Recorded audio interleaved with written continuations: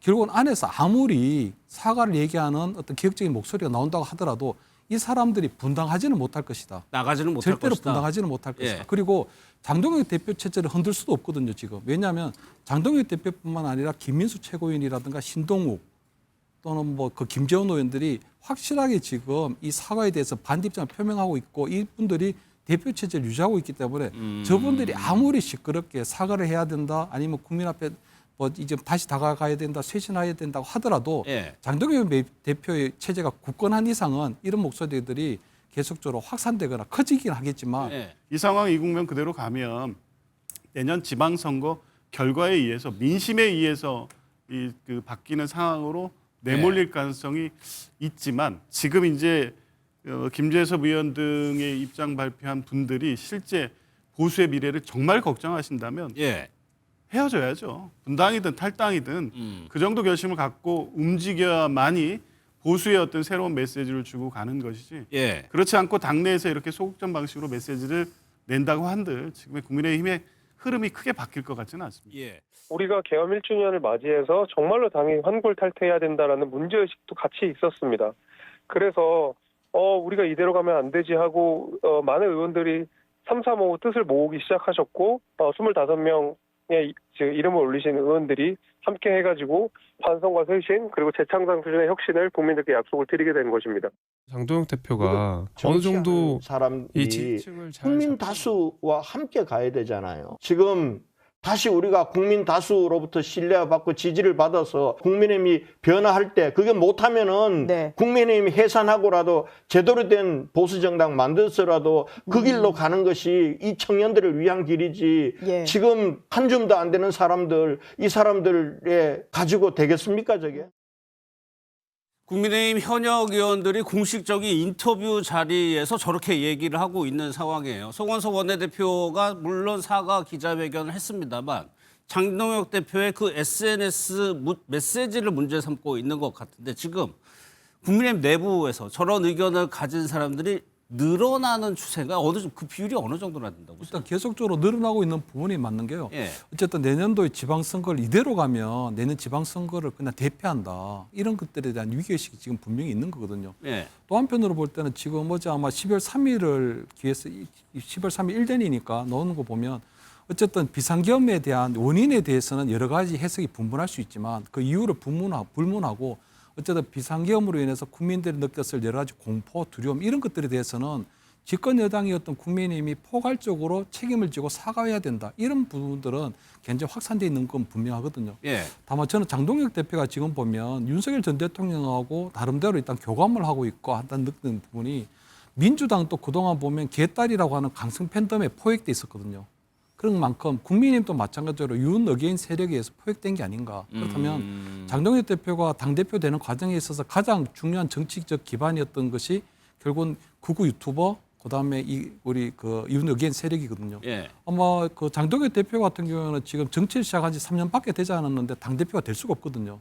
아마 본인이 가장 주목을 받았던 건 한동훈 대표 시절에 수석 최고위원이 되면서 약간 주목을 끌었고 예. 이번에도 같은 경우에 이번 전당대회도 보면은 전환길을 비롯한 그 유튜브에 출연함으로써 상당히 이 당대표 되는데 중요한 계기가 된 게 맞거든요. 그렇기 예. 때문에 아마 장동혁 대표는 본인의 정치적 기반인 윤 어게인 세력들이 원하는 그 사과를 하면 안 된다는 그 부분을 절대적으로 순응할 수밖에 없는 상황이라고 보이고요. 예. 다만 저는 지금 만약 윤 어게인 세력들이 이 정도로 이렇게 굉장히 국민의힘에서 굉장히 큰 어떤 포지션을 차지하고 있다면 저는 권영진 의원이라든가 아니면 김재섭 의원이라든가 나름대로 어떤 이 비상계엄에 대해서 사과를 얘기했던 그런 어떤 개혁적인 목소리가 계속적으로 아마 내용을 개혁할 수는 있지만 계속적으로 내용을 만들어내지만 예. 장동혁 체제를 무너뜨릴 만큼의 그런 큰 목소리로 커질 수는 없는 부분이 있는 거거든요. 커질 수는 없다. 그럴 수는 없는 게 예. 왜냐하면 이게 우리가 지금 보수 대통령이 두 번째 탄핵이 당하다 보니까 과거의 경험을 얘기해야 되는데 2016년 12월 달에 박근혜 대통령이 국회 탄핵을 되고 난 다음에 예. 보름도 지나지 않아서 그때 유승민, 남경필, 김우성 의원들을 비롯한 한 30여 명이 탈당을 해가지고 바른정당을 만들었거든요. 예. 근데 바른정당을 만들었고 이후에 이제 이 안철수의 국민의당하고 합쳐서 이제 나중에 바른미래당을 만들게 되는데 그 바른미래당 보수 정당의 실험이 그때 실패를 하고 예. 미래통합당하고 통합을 하게 되는 사태가 벌어졌거든요. 그렇기 때문에 저는 아마 장동혁 대표가 얘기하는 거는 결국은 안에서 아무리 사과를 얘기하는 어떤 개혁적인 목소리가 나온다고 하더라도 이 사람들이 분당하지는 못할 것이다. 나가지는 못할 절대로 것이다. 분당하지는 못할 것이다. 예. 그리고 장동혁 대표 체제를 흔들 수도 없거든요, 지금. 왜냐하면 장동혁 대표뿐만 아니라 김민수 최고위원이라든가 신동욱 또는 뭐 그 김재원 의원들이 확실하게 지금 이 사과에 대해서 반대입장을 표명하고 있고 이분들이 대표 체제를 유지하고 있기 때문에 저분들이 아무리 시끄럽게 사과를 해야 된다 아니면 국민 앞에 뭐 이제 다시 다가가야 된다, 쇄신해야 된다고 하더라도 예. 장동혁 대표의 체제가 굳건한 이상은 이런 목소리들이 계속적으로 확산되거나 커지긴 하겠지만 예. 계속적으로 그냥 국민의힘이 내용 사퇴로만 그치지 않을까. 찻잔 속이 태풍이 될 가능성도 상당히 크다. 저는 이렇게 보입니다. 그러니까 실질적으로 탈당이라는 것이 현역 정치인으로서 굉장히 어려운 일이고 성공한 사례도 거의 없죠. 그러다 보니까 탈당까지는 안 하고 당내에서 이런 의견들 갈등 양상을 보이는데 합법적인 방법은 현 지도부로 끌어낼 수는 없다는 말씀이신 것 같고 그런데 어떻게 보면 장동혁 대표의 리더십에는 상당한 타격이 있을 수밖에 없거든요. 그런데 과연 이게 장동혁 대표의 지금 리더십을 흔들 정도의 어떤 내부 권력 투쟁인가? 예. 그렇게 보지 않습니다. 그 정도까지는 아니라. 그렇죠. 예. 1년 동안의 모습을 보십시오. 지금 이번에 입장 발표하신 분들이 이 극우화되고 있는 당 지도부에 대해서 요구했던 게 대통령과의 관계 절연 사과 요구 정도였습니다. 이런 정도의 보수 정당이 이 두 번째 탄핵이 되고 예. 더군다나 사안 자체도 지난 박근혜 탄핵과는 비교할 수 없을 정도의 내란 사태였습니다. 치열한 내부 투쟁을 통해서 보수 재건의 어떤 방향성을 이미 확보해 놓고 치열한 당권 투쟁, 권력 투쟁을 했었어야 됩니다. 그런데 지난 전당대회 한번 보십시오. 결국에 당시만 해도 전환길 픽이 누구냐로 실제 전당대회 지도부가 구성되는 우스꽝스러운 장면의 결과였습니다. 물론 예. 그 일부 요인이기도 했지만 그 당시 시점 지금 국민의 모습을 보면 그런 구구적 발언과 그 메시지를 내고 그들과 같이 하는 사람들이 주로 지도부를 형성하고 있기 때문에 지금도 윤석열 전 대통령과 같이 가는 행보, 윤어게인과 크게 다르지 않은 행보를 하고 있는 겁니다. 그 과정에서 지금 소위 말하는 소장파들이 제대로 된 목소리를 낸 적이 없습니다. 지금에 와서 12.3 1주년이라는 특별한 의미가 있기 때문에 예. 어떤 전환의 계기로 삼기 위해서 어쩔 수 없이 사과는 했지만 분당할 용기도 없고 실제 국민의힘 주류 세력과 헤어질 결심도 하지 못할 거로 봅니다. 예. 지금 좀 전에 의원님 말씀하셨지만 이미 실패한 경험이 있고 그렇게 나갔을 경우에 배신자라는 낙인, 보수 지지자로부터 배신자라는 낙인 이걸 감당하기 어려울 것이다라는 회의론, 예. 패배주의가 만연해 있을 겁니다. 근데 그거 극복하지 못하면 이제 계속 장동혁 대표 뜻대로 당이 가는 거겠죠. 근데 그게 계속 갈 수는 없을 것이고 결국 예. 이 상황 이 국면 그대로 가면 내년 지방선거 결과에 의해서 민심에 의해서 그 바뀌는 상황으로 내몰릴 가능성이 있지만 지금 이제 김재섭 의원 등의 입장 발표한 분들이 실제 보수의 미래를 정말 걱정하신다면 예. 헤어져야죠. 분당이든 탈당이든 그 정도 결심을 갖고 움직여야만이 보수의 어떤 새로운 메시지를 주고 가는 것이지. 예. 그렇지 않고 당내에서 이렇게 소극적 방식으로 메시지를 낸다고 한들 지금의 국민의힘의 흐름이 크게 바뀔 것 같지는 않습니다. 예. 그래서 김재섭 의원은 이제 집단 규탄 행동에 나설 것이라고 얘기를 했습니다. 그 숫자를 한번 좀 카운트한 게 있는데 대국민 사과한 의원 현역 의원이 25명이죠. 개별 사과가 5명이라고 합니다. 원내대표단이 10명이었고 송원석 원내대표가. 이 숫자가 일단 40명 정도니까 교섭단체 기준에는 충족이 되는데 전체 국민의힘 의원이 107명이던가요? 네, 107명. 107명 중에 40명이라고 하면은 찻잔 속의 태풍 얘기했는데 지금 당 지도부에서는 지금 어제까지 이어지고 있는 장 대표와 다른 흐름의 목소리를 지금 어떻게 지금 보고 있어요? 일단 이제 분당에 대한 목소리를 지금 내고 있는 것 같아요. 분당 우리가 여차하면 실행할 수 있다라고 이제 목소리를 낸 것 같은데 지금 만약에 내년에 뭐 총선을 앞두고 있거나 대선을 앞두고 있으면 그럴 수도 있습니다. 그런데 지금 그게 아니라 내년에 지방선거가 있거든요. 네. 지방선거가 있으면 일단 당사도 만들어야 되고요. 전국 당사도 만들어야 됩니다. 그리고 그 새로 만든 정당에서 후보도 내야 되는데 그렇게 25명 정도 많으면 40명을 할 수 있겠지만 지금 어쨌든 서명한 그 명확하게 뜻을 밝힌 25명 정도가 창당한다면 누가 그 정당에 들어가서 지방선거 후보로 나오겠느냐. 예. 그런 문제도 있는 거예요. 현실적으로는 굉장히 좀 어려운 문제다. 제가 보기엔 당 지도부를 압박한 용도 그 이상으로는 실현 가능성이 매우 낮다 이렇게 보이고요. 그리고 방금 아까 말씀하신 것 중에 한 줌도 안 된다라고 얘기를 해요. 그러니까 장동혁 체제를 지지하는 세력이 한 줌도 안 될 것이라 얘기하는데 그 근거가 뭡니까? 제가 보기엔 거꾸로인 것 같아요. 지금 한 줌까지는 뭐 제가 비교할 수는 없지만 당내 구도가 그렇죠. 예. 당내 구도가 오히려 소수가 이제 사과를 요구하고 사과를 요구하고 또 파괴적인 혁신을 요구하는 그런 예. 쪽이 더 소수인 거는 현재 팩트인 거죠. 그런 상황이기 때문에 일단은 장동혁 지도부에 대한 압박 그 이상 어떤 실행 가능한 변화는 좀 어려울 것이다. 그렇게 보고요. 예. 더 큰 문제가 뭐냐면 제가 수치를 말씀드리지 않겠습니다만 각종 여론조사에 보면은 굉장히 국민의힘과 더불어민주당이 오차범위 내에서 박빙인 게 몇 개 나온 게 있어요. 최근에 며칠 전에 나온 계속 것들. 그 얘기하시더라고요. 근데 그게 정말 이상한 게 예. 갤럽에서는 좀 다르게 나오지만 그 다른 여론조사에는 그게 박빙으로 나오는 게 예. 상당히 국민의힘 입장에서는요. 이게 어떤 게 정말 실제 여론인가라고 고민할 수밖에 없는 그런 지점이 있단 말이에요. 그렇기 때문에 그래요?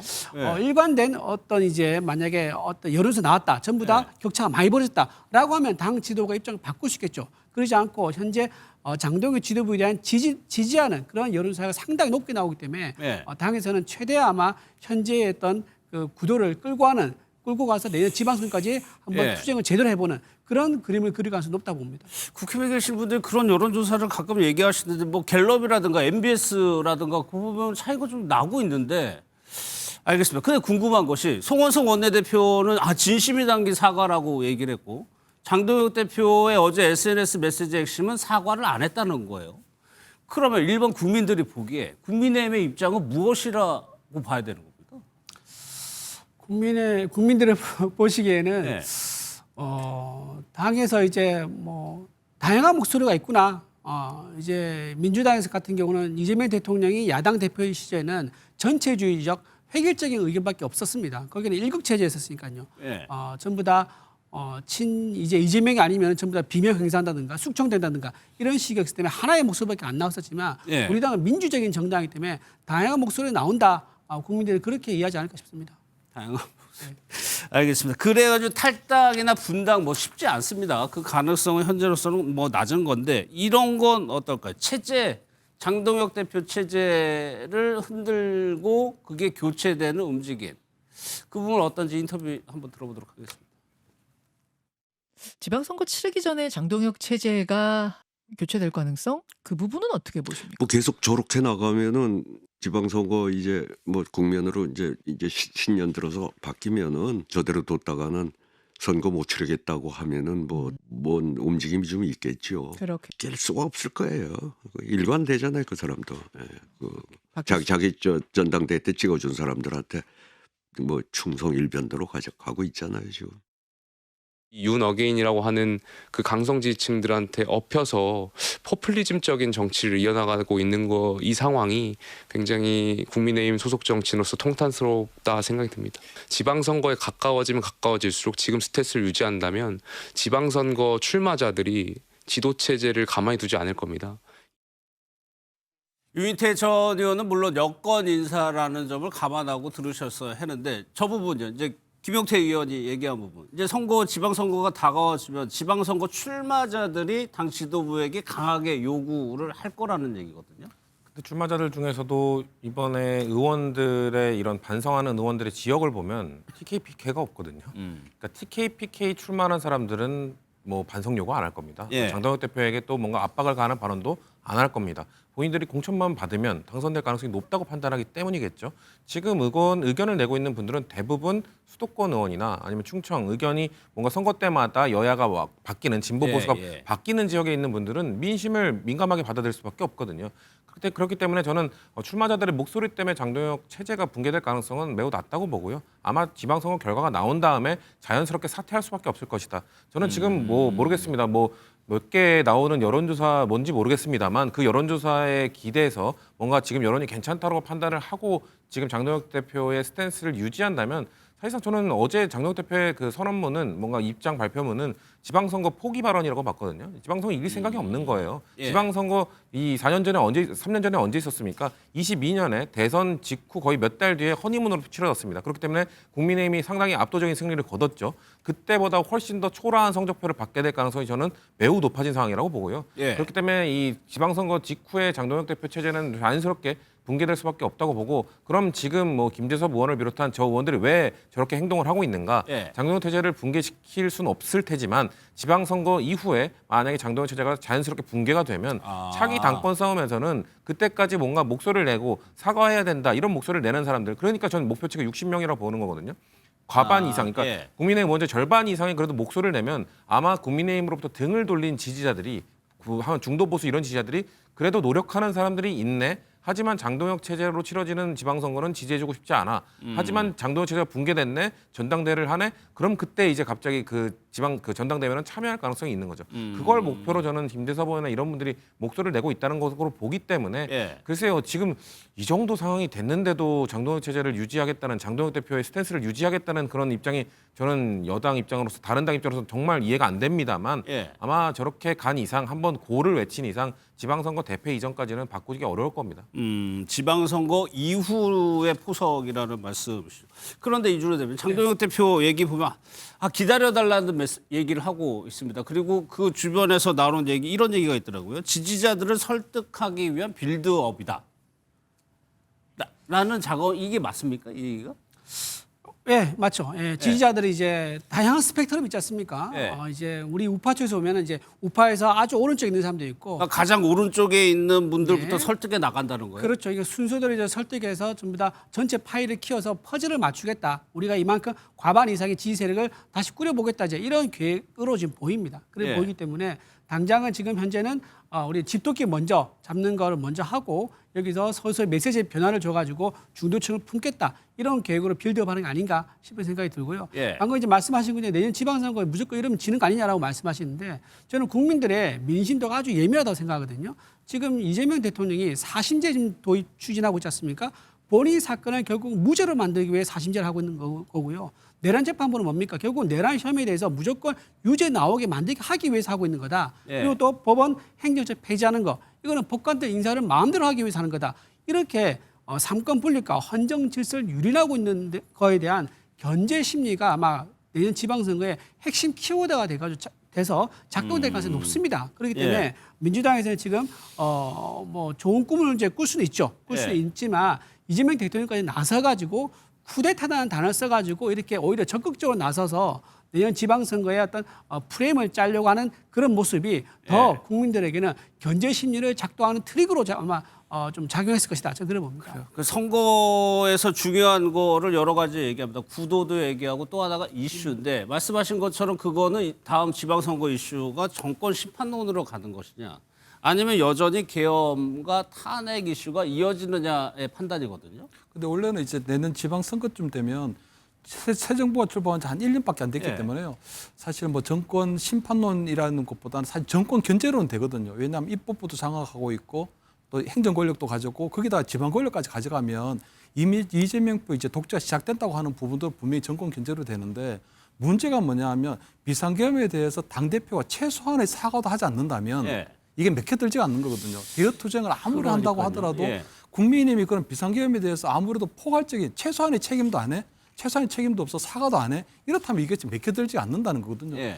그래서 저는 장동혁 대표가 지금 보면 내년 지방선거가 이런 상황으로 가면 굉장히 불리하게 돌아갈 걸 알고 있는데도 불구하고 저는 계속적으로 사과를 하지 않는 것에는 나름대로 조금 노림수가 좀 있다고 보이거든요. 어떤요? 노림수가 있다고 보면 결국은 지금 이제 사과를 하자고 하는 그 나름대로 그 세력들이 나름대로 분당을 하든지 하지 않으면 그 분당을 사실 유도하고 있다고 좀 보이거든요. 왜냐하면 저는 내년 지방선거에 만약에 지방선거 결과가 만약 대패했다. 하지만 장동혁 대표 차제 과연 붕괴될까 하는 의구심도 좀 생기거든요. 대패하더라도 왜냐하면 장동혁 대표하고 나머지 최고위원들이 그대로 건자기 때문에 이분들이 사퇴를 거부했을 경우에 과연 이분들을 끌어내릴 만큼의 당내 세력이 그 정도 강대한가 하는 예. 좀 생각이 들고요.